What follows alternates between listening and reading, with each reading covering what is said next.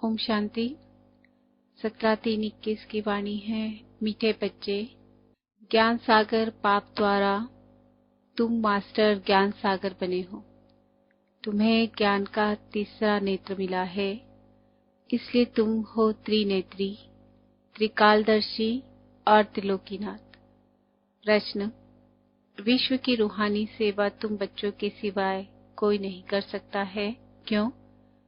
उत्तर: क्योंकि तुम्हें ही सुप्रीम शिव बाबा की शक्ति मिलती है। पहले तुम आत्माओं को सुप्रीम रूह द्वारा ज्ञान का इंजेक्शन लगता है, जिससे तुम 5 विकारों पर स्वयं भी विजय प्राप्त करते और दूसरों को भी कराते हो। ऐसी सेवा और कोई कर ना सके। कल्प कल्प तुम बच्चे ही ये रूहानी सेवा करते हो। ओम शांति। बाप की याद में बैठना है और कोई भी देहधारी की याद में नहीं बैठना है। नए नए जो आते हैं बाप को तो जानते ही नहीं हैं। उनका नाम तो बड़ा सहज है, शिव बाबा। बाप को बच्चे नहीं जानते, कितना वंडर है। शिव बाबा ऊंच ते ऊंच सर्व का सद्गति दाता है, सर्व पतितों का पावन करता, सर्व का दुखहर्ता भी कहते हैं। परंतु वह कौन है, यह कोई नहीं जानते सिवाय तुम बीके के। तुम हो उनके पोतरे पोत्रियां, सो तो जरूर अपने बाप और उनकी रचना के आदि मध्य अंत को जानेंगे। बाप द्वारा बच्चे ही सब कुछ जान जाते हैं। यह है ही पतित दुनिया। सर्व कलयुगी पतितों को सतयुगी पावन कैसे बनाते हैं, सो तो बीके के सिवाय दुनिया में कोई नहीं जानते। कलयुगी दुर्गति से निकालने वाला सतयुगी सद्गति दाता बाप ही है। शिव जयंती भी भारत में ही होती है। जरूर वह आते हैं, परंतु भारत को क्या आकर देते हैं, यह भारतवासी नहीं जानते। हर वर्ष शिव जयंती मनाते हैं, परंतु ज्ञान का तीसरा नेत्र नहीं है, इसलिए बाप को नहीं जानते। गीत: नयनहीन को राह दिखाओ प्रभु, दर दर ठोकर खाए। यह मनुष्यों का ही बनाया हुआ गीत है कि हम सब नयनहीन हैं। यह स्थूल नयन तो सबको है, परंतु अपने को नयनहीन क्यों कहते हैं? वह बाप बैठ समझाते हैं कि ज्ञान का तीसरा नेत्र कोई को है नहीं। बाप को नहीं जानना, यह हुआ ज्ञान। बाप को बाप द्वारा जानना, इसको कहा जाता है ज्ञान। बाप ज्ञान का तीसरा नेत्र देते हैं, जिससे तुम सारी रचना के आदि मध्य अंत को जानते हो। ज्ञान सागर के बच्चे तुम मास्टर ज्ञान सागर बन जाते हो। तीसरा नेत्र माना ही त्रिनेत्री, त्रिकालदर्शी, त्रिलोकीनाथ बन जाते हो। भारतवासी ये नहीं जानते कि यह लक्ष्मी नारायण जो सतयुग के मालिक थे, इनको यह वर्षा कैसे मिला, वह कब आए, फिर कहाँ गए, फिर कैसे राज्य लिया, कुछ भी नहीं जानते हैं। यह देवताएं पावन है ना, पावन तो जरूर बाप ही बनाएंगे। तुम भारतवासियों को बाप बैठ समझाते हैं, जो देवताओं को शिव को मानते हैं। शिव का जन्म भी भारत में हुआ है। ऊंच ते ऊंच है भगवान। शिव जयंती भी यहाँ मनाते हैं। जगत अम्बा, जगत पिता ब्रह्मा और सरस्वती का भी जन्म यहाँ ही है, भारत में ही मनाते हैं। अच्छा, लक्ष्मी नारायण का जन्म भी यहाँ ही होता है, वही राधे कृष्ण है। यह भी भारतवासी नहीं जानते। कहते हैं पतित पावन आओ, तो जरूर सब पतित हैं। साधु संत ऋषि मुनि आदि सब पुकारते हैं कि हमको पावन बनाने आओ। दूसरे तरफ कुंभ के मेले आदि में जाते हैं पाप धोने। समझते हैं गंगा पतित पावनी है। पुकारते हैं कि पतित पावन आओ, तो मनुष्य किसको कैसे पावन बना सकते? बाप समझाते हैं तुम पहले देवी देवता धर्म के थे तो सब पावन थे, अभी पतित थे। कहते हैं कि राह बताओ प्रभु, तो कहाँ की राह?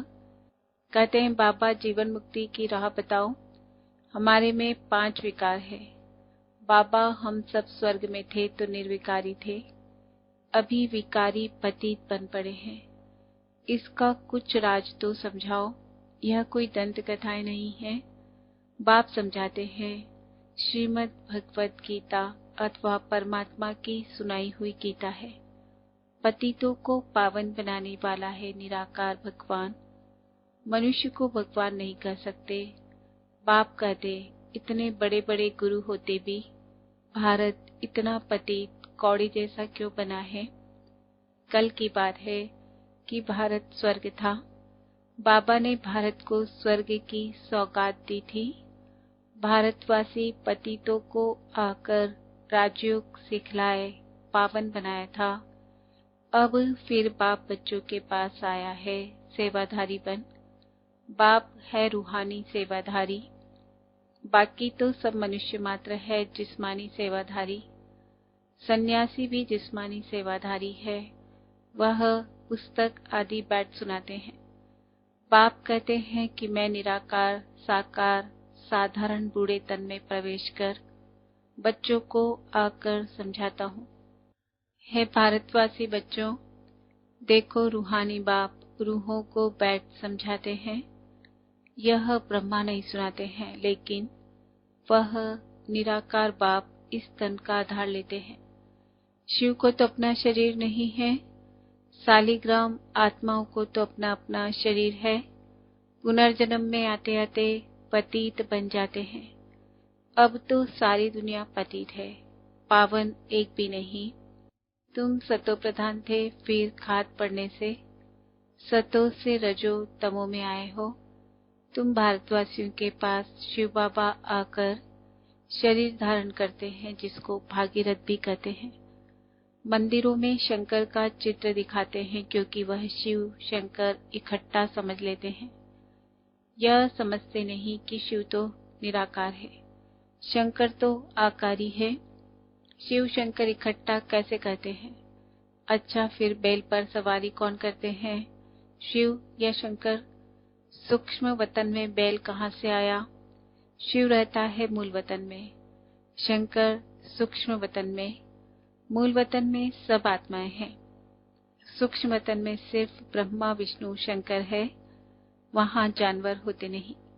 बाप कहते हैं, मैं साधारण बूढ़े तन में प्रवेश कर तुमको समझाता हूँ। तुम बच्चे अपने जन्मों को नहीं जानते हो। सतयुग से लेकर तुमने कितने जन्म लिए हैं? 84 जन्म लिए। अभी यह है पिछाड़ी का जन्म। भारत जो अमरलोक पावन था, वह अमृत्युलोक पतित है। सर्व का सद्गति दाता तो एक है ना। रुद्रमाला है ही परम पिता परमात्मा निराकार शिव की। श्री श्री 108 रुद्रमाला कही जाती है। सब शिव के गले का हार है। बाप तो है पतित पावन सर्व का सद्गति दाता, सर्व को वर्षा देने वाला। लौकिक बाप से हद का वर्षा मिलता है, जिसको सन्यासी कागविष्टा समान सुख समझते हैं। बाप कहते हैं कि बरोबर यह तुम्हारा सुख कागविष्टा समान है। बाप ही आकर पतितों को पावन अथवा कांटों को फूल बनाते हैं नॉलेज से। यह गीता की नॉलेज है। यह ज्ञान कोई मनुष्य नहीं समझा सकते हैं। ज्ञान का सागर पतित पावन बाप ही समझा सकते हैं। बाप से ही वर्षा मिलता है जो तुम ले रहे हो। तुम ही सिर्फ सद्गति तरफ जा रहे हो। अभी तो संगम पर हो, वह तो कलयुग में है। अभी है कलयुग का अंत। महाभारत लड़ाई भी सामने खड़ी है। 5000 वर्ष पहले भी जब तुम राजयोग सीखते थे तो भंबोर को आग लगी थी। अभी तुम राजयोग सीख रहे हो, यह लक्ष्मी नारायण बनने के लिए। बाकी तो है भक्ति मार्ग। बाप जब आते हैं तो आकर स्वर्ग के द्वार खोलते हैं। बाप कहते हैं कि यह शिव शक्ति भारत माताएं तो भारत को स्वर्ग बनाती है श्रीमत पर। तुम हो शिव शक्ति भारत माताएं जो भारत को स्वर्ग बनाती हो। तुम हो ही शिव की औलाद, उसको ही याद करते हो। शिव से शक्ति लेकर 5 विकारों रूपी शत्रुओं पर जीत पाते हो। तुम बच्चों ने 5000 वर्ष पहले भी भारत की रूहानी सेवा की थी। वो सोशल वर्कर्स करते हैं जिस्मानी सेवा, यह है रूहानी सेवा। सुप्रीम रूह आकर आत्मा को इंजेक्शन लगाते हैं, पढ़ाते हैं।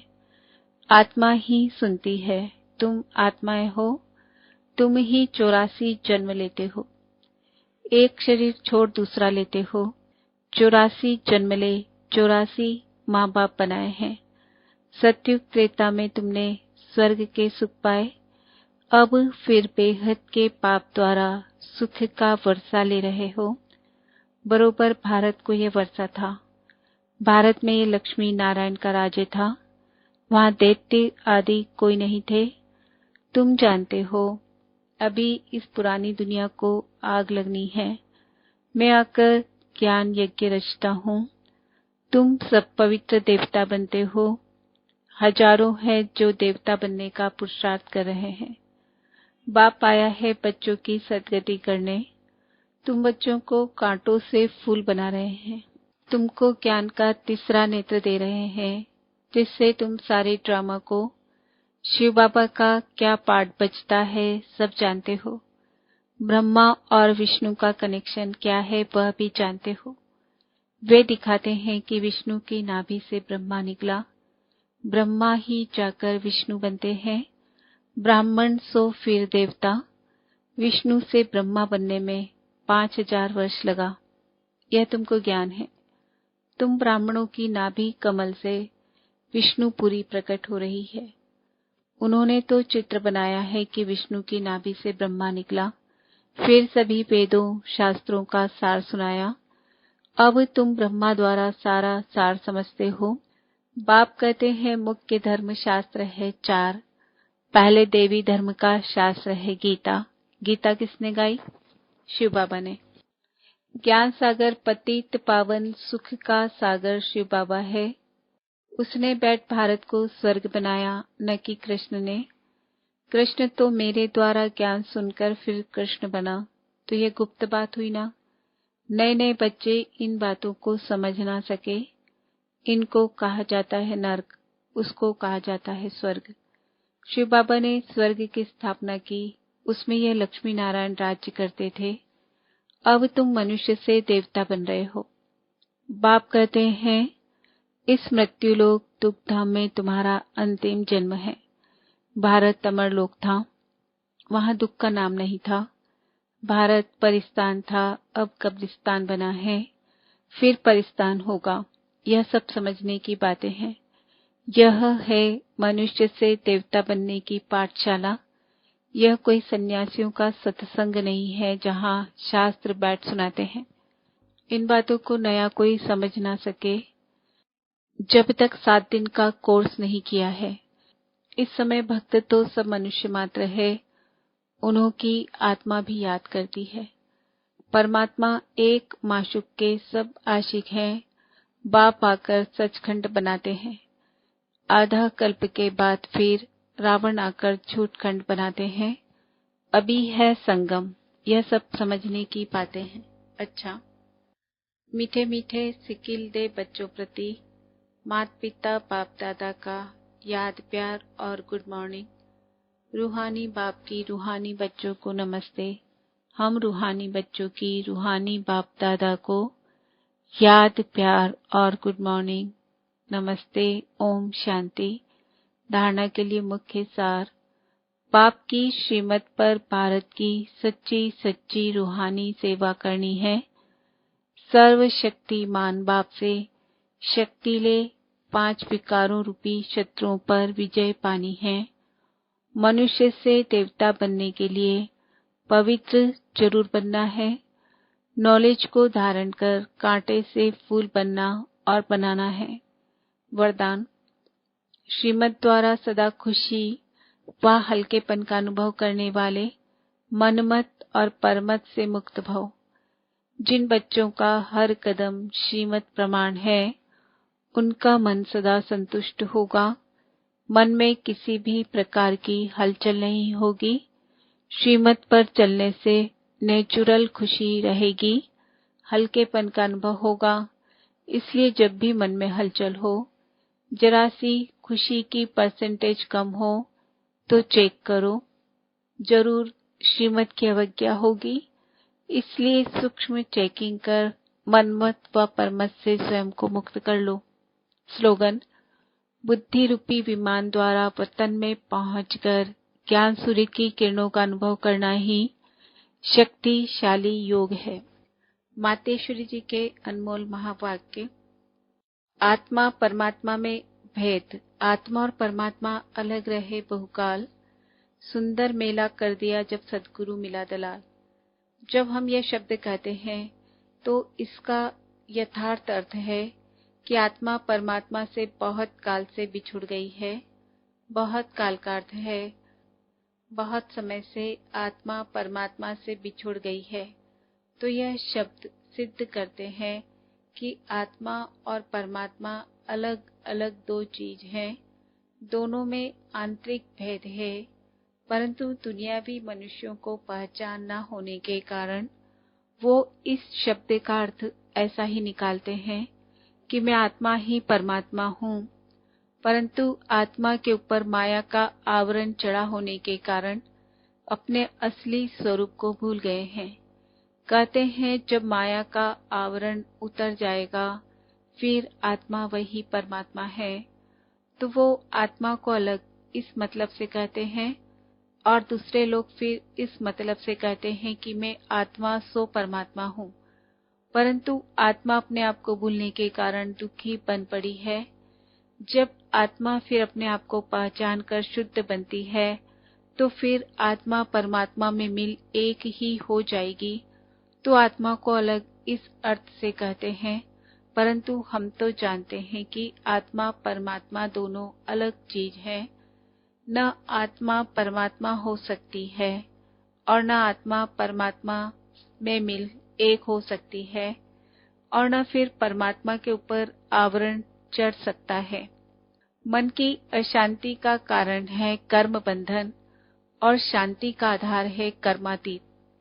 वास्तव में हर एक मनुष्य की यह चाहना अवश्य रहती है कि हमको मन की शांति प्राप्त हो जावे, इसलिए अनेक प्रयत्न करते आए हैं, मगर मन को शांति अब तक प्राप्त नहीं हुई।